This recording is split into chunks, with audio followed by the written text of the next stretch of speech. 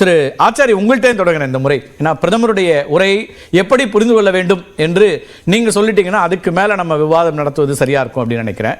இந்த இஸ்லாமியர்கள் குறித்த பிரதமர் உரை அப்படிங்கிறது மைனாரிட்டி அப்பீஸ்மெண்ட் அப்படின்னு இருக்கா? ஏன்னா தொடர்ச்சியாக நீங்கள் சொல்லிட்டு இருக்கிற ஒரு விஷயம், இதை எப்படி பார்க்க வேண்டியிருக்கு? வணக்கம். ஆக்சுவலி உங்களுடைய CNN நியூஸ் 18 தேசிய சேனலுக்கு வந்து அவங்க கொடுத்த அந்த பேட்டியை நானும் பார்த்தேன். ரூபிகா லியாக்கத் அவர்களுக்கு நேற்று வந்து அந்த பேட்டியை கொடுத்திருந்தார். அந்த பேட்டியிலுடைய சாராம்சம் என்ன அப்படின்னா, நீங்க வந்து ஒரு கிட்டத்தட்ட ஒரு 10-15 நாளாவே நம்ம இதை பத்தி பேசிட்டு இருக்கிறோம். என்ன சொல்றோம், அதாவது வந்து அவர் பேசின ஒரு பேச்சுல, ஒரு பரப்புரையில வந்து அவர் பயன்படுத்த வார்த்தையை வந்து ராங்கா இன்டர்பிரேஷன் பண்ணிட்டு இருந்தாங்க. ஊடக நண்பர்களும் சரி, காங்கிரஸ் ஊடக நண்பர்களும் சரி, காங்கிரஸ். என்ன கேள்வி கூட வருதுன்னா, உங்களை போன்ற நண்பர்களும் இப்ப விவாதத்திற்கு வந்தவர்கள் எல்லாம் அப்போது இந்த கேள்வி முன்வைக்கப்பட்ட போது, யார் அவர் சொல்றாரு அதிக குழந்தைகள் பெற்றுக்கொண்டது அல்லது இன்ஃபில்ட்ரேட்டர்ஸ் அப்படின்னு சொன்ன போதெல்லாம் அவர் ரோஹிங்கியா முஸ்லிம்ஸை பற்றி தாங்க சொல்கிறாங்க அப்படின்னு சொல்லிட்டு இருந்தீங்க.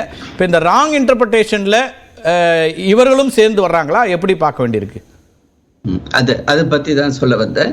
அதுக்கு முன்னாடி வந்து நான் இன்னைக்கு என்ன பண்ணேன்னா, காங்கிரஸ் கட்சியுடைய மேனிஃபெஸ்டோவை எடுத்தேன். அந்த மேனிஃபெஸ்டோல மைனாரிட்டின்ற வார்த்தை எத்தனை தடவை வந்திருக்குதுன்னு எண்ணினேன். 15 தடவை வந்து மைனாரிட்டின்ற வார்த்தையை வந்து காங்கிரஸ் மேனிஃபெஸ்டோல பீட்டர் அல்போன்ஸ் போன தடவை ஐ திங்க் பீட்டர் அல்போன்ஸ் அவர்கள் கூட வந்து அந்த மேனிஃபெஸ்டோ கமிட்டியில 2 வருஷத்துக்கு முன்னாடி அதனுடைய இதுல சேர்மனாவோ அல்லது மெம்பராவோ கூட இருந்தது எனக்கு ஞாபகம். சோ 15 தடவை வந்து மைனாரிட்டி, சிறுபான்மையினர் என்ற அந்த வார்த்தையை அவங்க வந்து பயன்படுத்தி இருக்காங்க. பாஜகவுடைய மேனிஃபெஸ்டோ, ஏன்னா இப்போ உடனடியா அடுத்தவங்க என்ன கேட்பாங்க, கான்ஸ்டன்டைன் இருக்காரு, உடனடியா அப்போ உங்க கட்சியோட மேனிஃபெஸ்டோல நீங்க பயன்படுத்துறீங்களா? நாங்க பயன்படுத்தல. ஏன் பயன்படுத்தல அப்படின்னா, பிரதமர் நரேந்திர மோடி ஆனவர் 20 கோடி மக்களுக்கோ அல்லது 25 கோடி மக்களுக்கோ, ஈவன் 30 கோடி மக்களுக்கோ பிரதமர் கிடையாது. அதே மாதிரி எஞ்சி உள்ள 85 கோடி மக்களுக்கோ 90 கோடி மக்களுக்கோ பிரதமர் கிடையாது. அவரை பொறுத்தவரை, எங்களை பொறுத்தவரை, எங்களுடைய சித்தாந்தத்தை பொறுத்தவரை 140 கோடி மக்களுக்கும் பிரதமர் நரேந்திர மோடி அவர்கள். அதன் காரணமாக பாஜக ஆட்சியிலோ அல்லது பாஜகவுடைய எங்கு ஆட்சி இருந்தாலும் சரி அல்லது கட்சி ரீதியாகவும் சரி பாத்தீங்கன்னா, நாங்க வந்து ஒரு குறிப்பிட்ட சமுதாயம், அதுவும் குறிப்பாக சிறுபான்மை, அதை மட்டும் நாங்க வந்து போக்கஸ் பண்றது கிடையாது. 80-20% பற்றியெல்லாம் பேசுவது என்னவாக இருந்தது, அதை எப்படி புரிஞ்சுக்கணும்? அதான் சொல்ல வரேன். அது நான் அதுக்குள்ளார நீங்க கொஞ்ச நேரம் எனக்கு நீங்க வந்து என்னை ஓப்பனிங் பேட்ஸ்மேனா வந்து அறிவிச்சிட்டதுக்கு பிறகு ஒரு அட்லீஸ்ட் ஒரு ஓவராது வந்து எனக்கு ஒரு வாய்ப்பை கொடுங்க. அதுக்குள்ளார வந்து ஸ்டாப் பண்ணாதீங்க. பவர் பிளேல எப்படி விளையாடணும்? 2 பேருமே தான் விளையாடணும். நீங்களும் நல்லா பேட்டிங் போடணும், உங்களுக்கு நல்ல பவுலிங் இருந்தா தானே நீங்க பேட் பண்ண முடியும். பவர் பிளே தான் சார். முத ஓவர் சார். அதுக்குள்ளார ஏன் அவசரப்படுறீங்க? இப்போ வந்து பிரதமர் நரேந்திர மோடி அவர்கள் அவங்க லியாக்கத் மேடத்துக்கு கொடுத்த, அவங்களும் வந்து குறிப்பா சிறுபான்மையினர், அதை நம்ம வந்து ஞாபகத்துல வச்சு, ஏன் செய்தியாளர்கள் அப்படி பிரிக்கிறீங்க? அதே ரொம்ப தவறானது. அதை நான் ரொம்ப கண்டிக்கிறேன். அது தவறான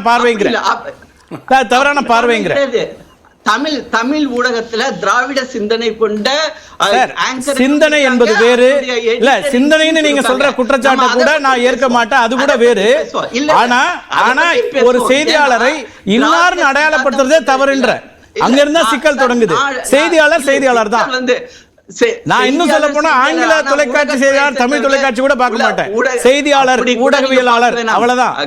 ஆனா அதே சமயம் தமிழ்நாடை சேர்ந்த ஊடகவியலாளர்கள், அதுவும் குறிப்பா எடிட்டர் இன் சீஃப், கம்யூனிஸ்ட் சித்தாந்தம், திராவிட சித்தாந்தத்தை வச்சு பேசலையா? நான் ஒரு உதாரணமே கொடுக்கிறேன். எங்களுடைய சைட்லயோ பாஜக சைட்லயோ அல்லது வலதுசாரின்னு வரவங்களோ எத்தனை பேர் நீங்க வாய்ப்பு கொடுத்து பேச விட்டுருக்கீங்க? யார் பேசிட்டு இருக்கா? அதுல வந்து ஒரு கேள்வி, இப்ப யார் பேசிட்டு இருக்கா சார்? அது நான் டைம் வாங்கி உங்க கூட சண்டை போட்டு சார், முதல் கருத்து யார்கிட்ட இருந்து கேக்குறேன்? இல்லாட்டினா நீங்க டைம் வாங்குனீங்களா? முதல் கருத்து ஆசீர்வாதம் ஆச்சாரி அவர்கள்ட்ட இருந்து தொடங்குறேன்னு நான் சொன்னேன். Right, okay. நீங்க என்கிட்ட தான் வந்து ஆப்வியஸ்லி நீங்க எடிட்டோரியல் பண்ணும்போது ஆப்வியஸ்லி நீங்க என்கிட்ட தான் அப்படி இல்லையே, திருப்பீட்டர் அவர்கள்ட்ட தொடங்கலாமே, அடுத்து உங்கள்ட்ட கேட்கலாமே. பிரதமரை பத்தி தானே நம்ம பேசிட்டு இருக்கோம். எதிர்க்கட்சி முதல்ல என்ன சொல்லுது, வழக்கமா என்ன செய்வோம், ஒரு கருத்து எதிர்கருத்து என்னன்னு கேட்டுட்டு ஆளுங்கட்சி டிஃபென்ஸ் கேட்போம். இன்னைக்கு பிரையாரிட்டி உங்களுக்கு கொடுத்துருக்குற. அப்படி பார்த்தா நீங்க கேட்கல, நான் கொடுத்தேன். I accept. ஓகே, ரொம்ப பெரிய மனசு பண்ணி கொடுத்துட்டீங்க. ரொம்ப பெரிய மனசே இல்ல சார். இன்றைய தேவை, இன்றைக்கு முதல் கருத்து உங்கள்ட்ட இருந்து வரணும், அதுதான் சரியா இருக்கும்னு கேக்குறேன். அவ்வளவுதான். அதுக்கு காரண காரியங்களையும் அதுக்கு நோக்கங்களையும் நீங்க வைக்கிறீங்களா, அது உங்க நோக்கம், அதை பத்தி பிரச்சனையே இல்ல. நாங்க எந்த ஒரு நோக்கமும் வைக்கவே இல்ல. நானும் வந்து சரி, விஷயத்துக்கு வரலாமே. நம்ம விவாத பிரதமர் சொல்லக்கூடிய கருத்துக்கள் நான் சொல்றது ஃபேக்சுவலா ஒரு விஷயத்தை சரி பண்ணணும்னு நினைச்சேன். அவ்வளவுதான் ஆச்சாரி. நீங்க இல்ல இல்ல, நான் வந்து உங்களை தமிழ்நாட்டை சார்ந்த சோன்சோ அப்படிலாம் சொல்ல மாட்டேன். நீங்க பாஜகவுடைய மாநில நிர்வாகிகள் ஒருவர், பேராசிரியர், அவ்வளவுதான். உங்களுக்கு வேற எந்த அடையாளத்தையும் நான் தரல. பத்திரிகையாளர்களுக்கு அப்படிதான். அவங்களுக்கு எந்த மதமும் எந்த ஜாதி அடையாளமும் இல்ல. Yes, right sir. Okay, done. Okay, நம்ம மேற்கொண்டு பேசுவோமா? நீங்க அனுமதிச்சீங்கன்னா நம்ம பேசுவோம். Okay, fine. அதாவது நான் என்ன சொன்னேன்னா, எங்க கட்சியை பொறுத்தவரை நாங்க வந்து எல்லாருக்கும் சப்கா சாத், சப்கா விஸ்வாஸ், சப்கா பிரயாஸ், சப்கா விகாஸ் அப்படின்றத எங்களுடைய தாரக மந்திரமா வந்து ஏற்றுக்கொண்டு போயிட்டு இருக்கிறோம். இந்த இடத்துல எங்களுடைய கட்சியோ எங்களுடைய கடந்த 10 வருட ஆட்சியோ ஒரு குறிப்பிட்ட சமுதாயத்திற்காகவே ஆட்சி செய்யல.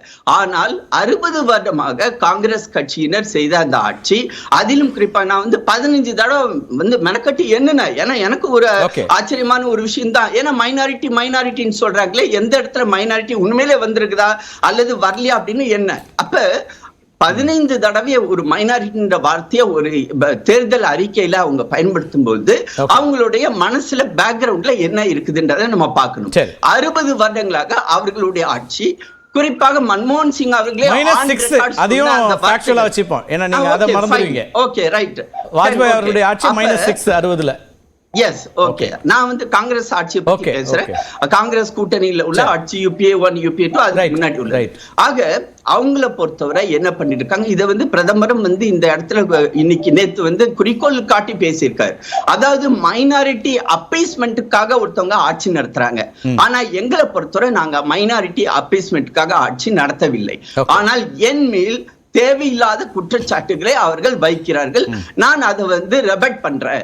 ஏன்னா என்னுடைய வாழ்க்கை முறையே, ஈவன் நான் குஜராத்ல இருக்கும் போதே என்னுடைய அக்கம் பக்கத்துல இருந்த மக்கள், இஸ்லாமிய சகோதரர்களை, எங்களுக்கு வந்து உணவு, எங்கள் வீட்டுக்கு வந்து உணவை வந்து அவர்கள் கொடுப்பார்கள். நாங்கள் அதை சாப்பிடுவோம்.